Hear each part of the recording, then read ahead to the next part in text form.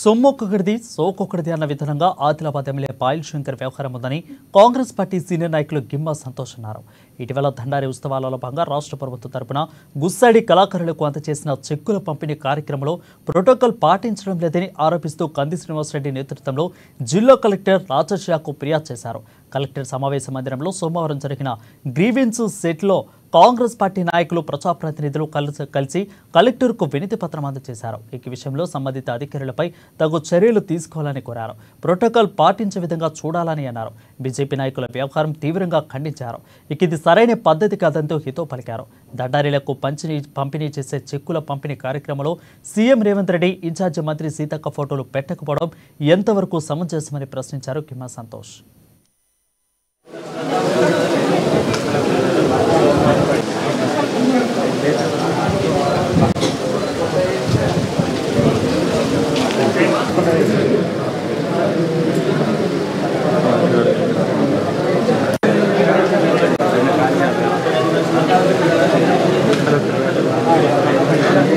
ప్రతి దండారి గ్రూప్కు గత ప్రభుత్వం 10,000 రూపాయలు ఇస్తే ఈ ప్రభుత్వం 5,000 రూపాయలు పెంచుతూ 15,000 రూపాయలు ఇవ్వడం జరుగుతూ ఉంది.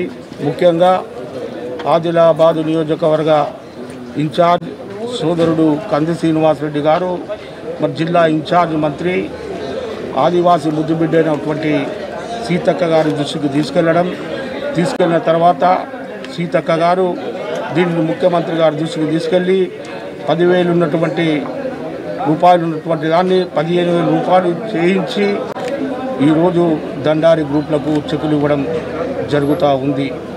ఆదిలాబాద్ నియోజకవర్గంలో సొమ్ము ఒక్కడిది సోకొక్కడిది అనే విధంగా స్థానిక ఎమ్మెల్యే పాయల శంకర్ గారు మరి తన రీతిన కనీసం ప్రోటోకాల్ పాటించకుండా గౌరవ ముఖ్యమంత్రి గారు కానీ గౌరవ ఇన్ఛార్జ్ మంత్రి గారు కానీ వారి ఫోటోలు లేకుండా రీతిన మరి చెక్కులు పంచుతూ మరి ప్రజల్ని మభ్యపెట్టడానికి ఆదివాసుల్ని మభ్యపెట్టడానికి ప్రయత్నిస్తున్నటువంటి శంకర్ గారిని నేను అడుగుతూ ఉన్నాను.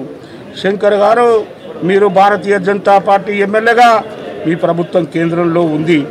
మీరు మీ ప్రధానమంత్రి గారితో గిరిజన శాఖ మంత్రులతో మాట్లాడి మీరు యొక్క 15,000 గ్రాంట్ తెచ్చి మరి 30,000 చెక్కులు ఇస్తే ఇంకా గిరిజనులకు ఆదివాసీ బృందాలకు మరింత లాభం చేకూర్చే వ్యక్తిగా మిగిలిపోయేవాడివి కదా. అయినా రాష్ట్ర ప్రభుత్వ నిధుల్ని నీవు ఏదో సొంతగా ఇచ్చినట్టు సొమ్మొక్కడిది సోకొక్కడిది అనే విధంగా నువ్వు వ్యవహరిస్తూ ఉన్నావు. నిన్ను బేలా మండల కేంద్రంలో మరి మా కాంగ్రెస్ పార్టీ నాయకులందరూ కలిసి అడ్డుకుంటే అప్పుడు నువ్వు కలెక్టర్ గారితో మాట్లాడి నేను డబ్బులు ఇప్పిస్తున్నా అని చెప్పడం ఎంతవరకు న్యాయం అని చెప్పి నేను శంకర్ గారిని అడుగుతూ ఉన్నాను. అదేవిధంగా మరి మీరు శంకర్ గారు మీ భారతీయ జనతా పార్టీ కార్యకర్తలకు మీకు ఇందిరమ్మ అంటేనే కాంగ్రెస్ అంటేనే ఇందిరమ్మ, అటువంటిది ఇలా ఇందిరమ్మ కమిటీలో ఉండడానికి మీ భారతీయ జనతా పార్టీ కార్యకర్తలు అర్హులు చేస్తున్నారంటే మీకు సిగ్గనిపించడం లేదా? భారతీయ జనతా పార్టీ కార్యకర్తలకు నేను స్థానిక ఎమ్మెల్యే పాయల శంకర్ గారిని మీకు కూడా సిగ్గనిపించడం లేదా?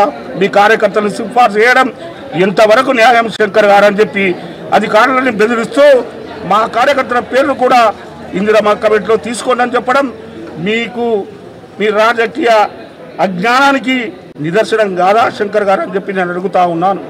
ఇంకొకటి, మీరు ఎక్కడ కూడా ప్రభుత్వ కార్యక్రమాల్లో మీకు ఎమ్మెల్యేగా ఫోటోకాల్ ఉండవచ్చు, కానీ ముఖ్యమంత్రిది కానీ ఇన్ఛార్జ్ మంత్రి ఫోటో లేకుండా నువ్వు ఎక్కడ ఏ కార్యక్రమం చేసినా ఆదిలాబాద్ నియోజకవర్గ కాంగ్రెస్ పార్టీ శ్రేణులందరూ అడ్డుకొని తీరుతారని చెప్పి కూడా ఈ సందర్భంగా నీకు హెచ్చరిక చేస్తా